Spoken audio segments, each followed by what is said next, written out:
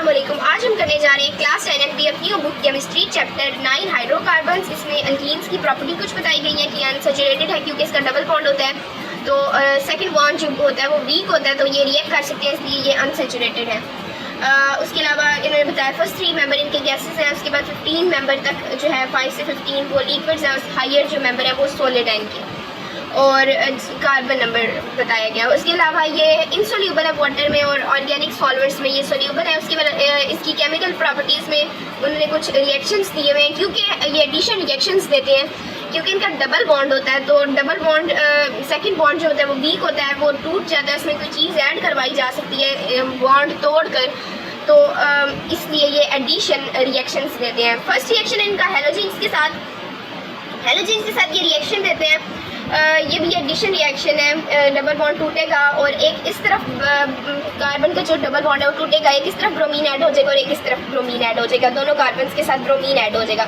और शुरू में जो ये ब्रोमीन गैस है इसका रेडिश ब्राउन कलर होता है और बाद में जो है ये रेडिश ब्राउन कलर जो इसका प्रोडक्ट बनता है वो कलरलेस होता है। 1,2-डाइब्रोमो इथेन इसलिए क्योंकि सिंगल बॉन्ड है, 2 कार्बन है, इथेन है, और 1,2-डाइब्रोमो, डाई मीन्स 2, 2 ब्रोमीन है, 1 कार्बन पे फर्स्ट पे भी और सेकंड पे भी है, इसलिए 1,2-डाइब्रोमो इथेन। और उसके अलावा जो ये है as a test for unsaturation ये यूज़ हो सकता है, क्योंकि इसमें जो कलर है वो डिसअपीयर हो जाता है, तो हम इसको चेक कर सकते हैं। कोई भी कंपाउंड इसके साथ रिएक्ट करवा कर जब अगर इसका कलर डिसअपीयर हो जाएगा तो हमें पता चल जाएगा, डीकलराइजेशन हो जाएगी अगर ब्रोमीन की, यानी इसका रेडिश ब्राउन कलर डिसअपीयर हो जाएगा तो हमें पता चल जाएगा जो कंपाउंड था वो अनसैचुरेटेड था, और अगर नहीं होगा तो हमें पता चल जाएगा कि ये कंपाउंड सैचुरेटेड था, इसलिए वो उसके साथ रिएक्ट नहीं किया और कलरलेस हमारे पास प्रोडक्ट नहीं आया।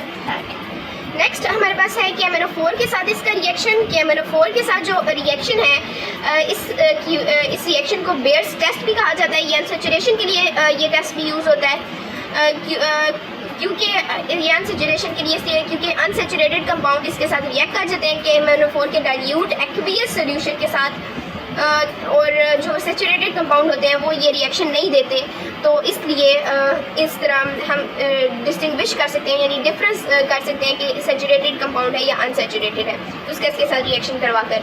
KMnO4 के साथ करवाया गया रिएक्शन और 4H2O इधर ऐड हुए यूज़ किए गए हैं, और उसके रिज़ल्ट में ये हमारे पास कंपाउंड बना है इथाइलिन ग्लाइकोल, इस कंपाउंड को कहा जाता है। और आपने बैलेंस कर लेने हैं, आपने काउंट करके कि नंबर ऑफ़ कार्बन एटम और ये सारा, वैसे तो ये इक्वेशन बैलेंस है, लेकिन आपने जब भी वैसे तो इस इक्वेशन की बहुत प्रैक्टिस करें क्योंकि ये शॉर्ट क्वेश्चन में आ सकती है, और फिर आप जब इक्वेशन कर चुके हैं तो आप उसको बैलेंस कर लिया करें कि number of carbon atom, hydrogen और ये जैसे यहाँ पर के है वो दोनों साइड्स पे इक्वल है, अगर इक्वल है तो इक्वेशन बैलेंस होती है।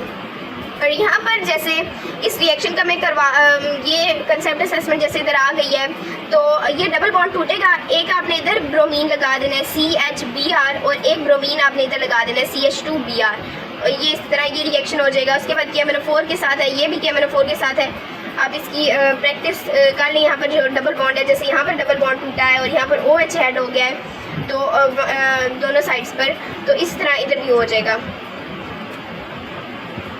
और ये जो सिंगल बॉन्ड है ना, क्योंकि ये अनसैचुरेटेड इट्स सैचुरेटेड कंपाउंड है, तो सैचुरेटेड कंपाउंड KMnO4 के साथ रिएक्ट नहीं करते, KMnO4 के साथ रिएक्शन नहीं देते, तो ये आपने याद रखना है।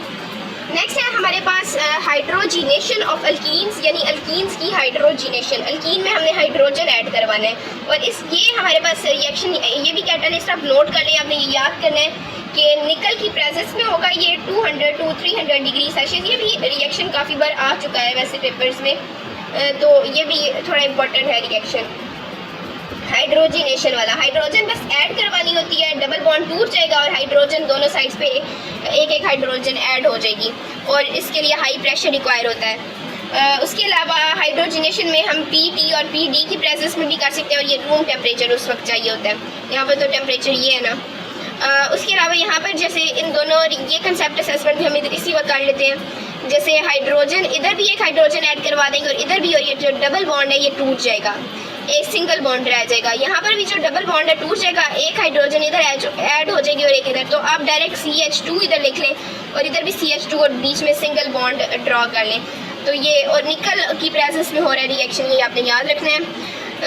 जब आप कैटलिस्ट देख लेना कि कैटलिस्ट कौन सा यूज़ हो रहा है, आपको उधर से भी पता चल जाएगा कि कौन सा ये रिएक्शन है।